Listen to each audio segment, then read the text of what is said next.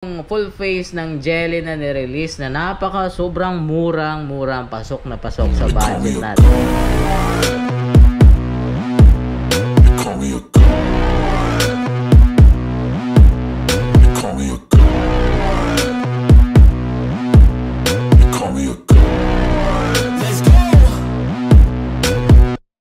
I'm about to go off like a weapon. Fuel to the top, gotta.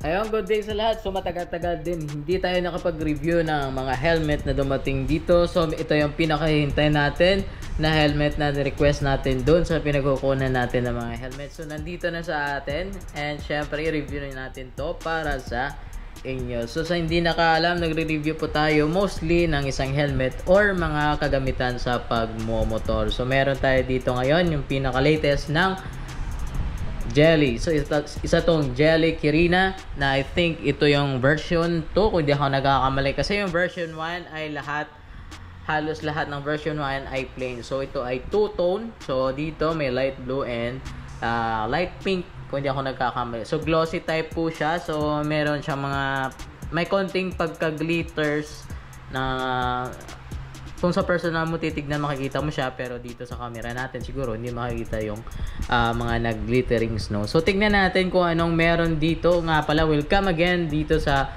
bagong video natin. So sa mga hindi pa nakapag-subscribe or nakapag-follow ng ating Facebook page, please follow us para ma-updated kayo sa mga uploads natin tungkol sa mga pagmumotor, gamit pang motor or ano pa man nakagamitan. Mostly yung mga helmet, no?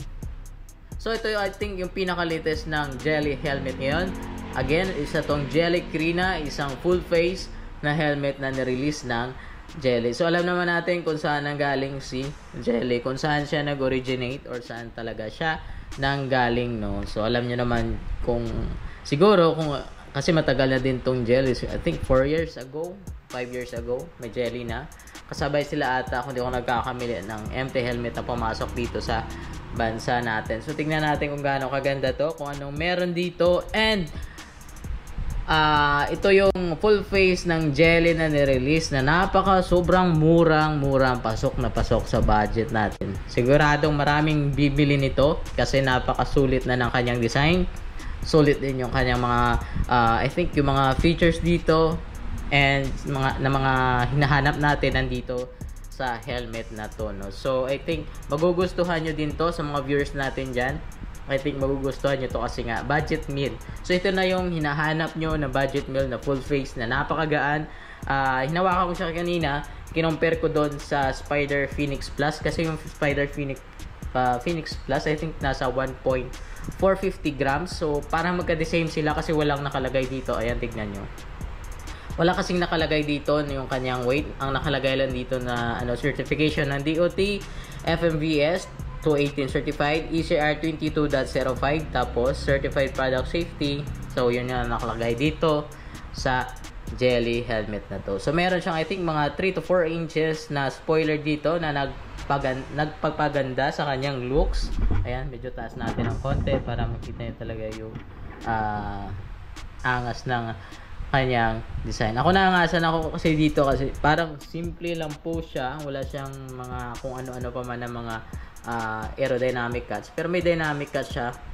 Hindi siya manonotice kung sa camera. Pero sa personal, nakita ko dito may dynamic aerodynamic cuts dito papunta dito sa kanyang spoiler, no? So hindi siya masyadong mahaba di gaya ng ibang na-review natin na sobrang haba. Meron din naman na masyadong maliit, pero ito para sa akin parang sakto lang yung kanyang spoiler dito. Nga pala, abangan nyo yung LS2. Makikita nyo yan dito din sa YouTube channel natin. I-upload natin kung kung dadating na yung mga bagong design ng mga LS2, no? Syempre i-review din natin yan para malaman nyo kung gaano kaganda yung mga release ng LS2 this upcoming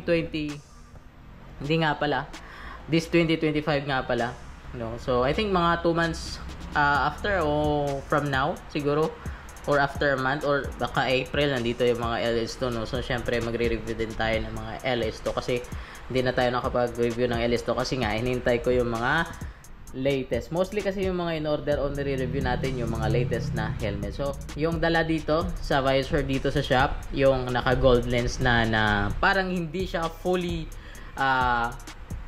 tawag dito, parang hindi siya fully na makikita mo pa rin siya. I think pwede itong magamit kahit gabi kasi nga hindi siya masyadong dark. Gold lens po yan.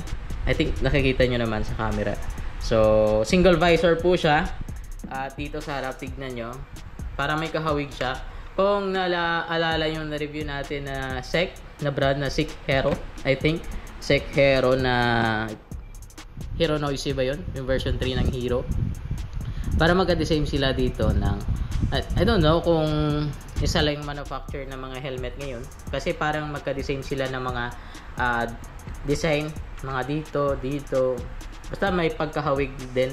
So, yung vents niya sa itaas ay 3. Ayan, may ano po yan. Ayan, napakaganda. Medyo malalaki-laki din yung pasokan niyang air vents dito. At, ewan ko kung paano yung sa taas. Okay.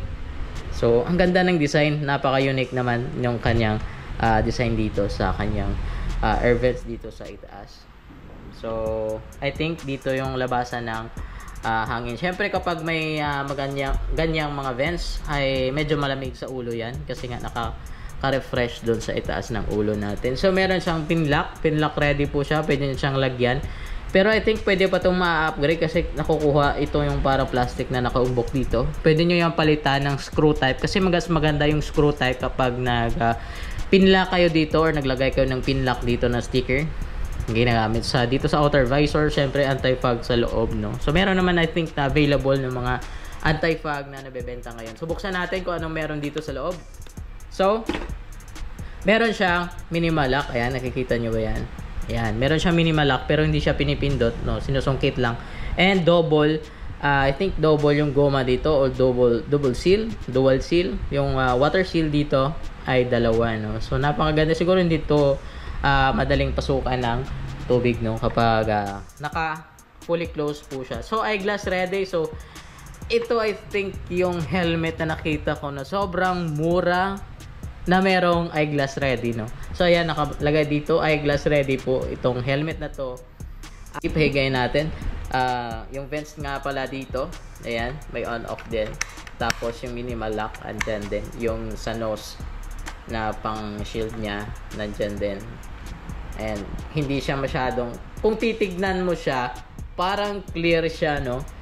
Yan. Pero kapag naka-close po yan, nagiging gold po siya. So, ewan ko anong tawag dito. Nalimutan ko na yung tawag dito. Hindi naman siya photochromic o photochromatic. Pero, yung gantong lens ay, I think ito yung mga latest na mga tawag dito. Yung visor na na-release ngayon. Kapag naka-close po siya, nagiging darken po siya. Pero kapag naka-open, parang nagiging malapit siya sa clear na visor. No? So, may extra clear visor po to sa kanyang box. So, dito nga pala, before natin makalimutan, meron siyang, syempre, water seal dito na single. Dito naman ay dual sa ilalim. No? So, tingnan natin kung anong meron dito sa kanyang loob. So, close natin yan. And, ayan, medyo baba natin yung camera natin. So, ayan. Same pa rin yung mga design ng mga jelly. Kahit yung itong pinaka-latest na release nila ay same pa rin yung graphics ng kanilang padding. So, hindi pa rin binago yung banda dito. Pero yung dito naman sa kanyang lock or strap dito ay quick release pa rin yung nakalagay. Yung pagka-smooth kapag pinindot. Same pa rin ng I think yung version 2 na full face helmet ng Jelly GTS V2 ay same pa rin po sila ka-smooth. Hindi siya masyadong matigas. Napaka-smooth niya. Ayan, tignan niyo naman. Napaka-smooth ng kanyang paddings. Para magka-design sila ng MT kasi nga same sila pinanggalingan no? So, Spain or Italy, Europe country, I think. Kung di ako nagkakamali, correct me if I'm wrong. Siyempre, meron siyang SOS pull or emergency pull na tinatawag natin kasi required to sa mga helmet ngayon.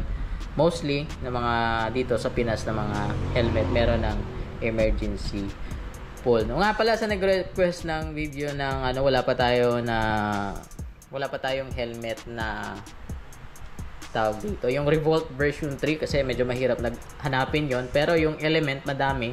May padating din ako na Element. So siguro i-compare natin sa ibang modular ko meron dumating na galing kay supplier, no. So ayan. Intercom ready, eyeglass ready, pin lock ready, anti-fog ready. Ano pa ba yung hindi ko nasabi? ECE 2205 certified, DOT, FMVS certified, quick release mostly naman. Dito same pa rin. Ang paddings na ang kanyang design same pa rin. Yung fabric ng padding same pa rin. Yan nga, intercom ready. And sa loob, may pangalan na Jelly. So size large sa makakapanood nito or makapunta sa shop. Size large. At ganun pa rin. Punong-puno pa rin siya ng padding. So, sulit na sulit. So, I think, nasabi ko naman lahat. I think, napakagandang full face na to. Napaka-new. Sila ata yung pinaka-first na two-tone na helmet, no? Yung kagaya na to. Yung sa ibabaw at sa ilalim ay magkaiba ng kulay. At may nakita din ako na parang ganito. Pero si Jelly yung una nakita ko na nag-release ng two-tone. Basta nasabi ko kung ano yung na-feel ko, nakita ko kung ano man yung trending or ano man yung news about mga sa helmet, no, I think. So again, shoutout po sa inyo. Salamat sa pagpanood sa video na to. Sana po mag-follow kayo and manood sa mga upcoming na mga video natin. And syempre, salamat din sa pagpanood ng video na to. Peace.